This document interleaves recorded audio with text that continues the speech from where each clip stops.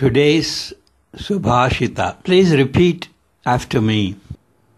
Yasya nasti swayam prajna यस्य नास्ति स्वयं प्रज्ञा kevalam tu bahushrutah केवलं तु बहुश्रुतः न स जानति शास्त्रार्थम न स जानाति शास्त्रार्थं darvi suparasaniva.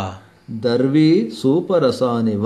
He who has no spirit of inquiry but has merely gathered a lot of information does not understand the secret of Shastras. He is like the spoon that does not know the taste of food that it serves. ಯಾರು ಸ್ವಯಂ ವಿಚಾರಶಕ್ತಿ ಇಲ್ಲದೆ ಬರಿಯ ಪಂಡಿತನು ಮಾತ್ರ ಆಗಿರುವನೋ ಅವನಿಗೆ ಶಾಸ್ತ್ರದ ರಹಸ್ಯಾರ್ಥವು ತಿಳಿಯುವುದಿಲ್ಲ. ಹೇಗೆಂದರೆ ಸೌಟಿಗೆ ಅಡಿಗೆ ರುಚಿ ತಿಳಿಯದಿರುವಂತೆ.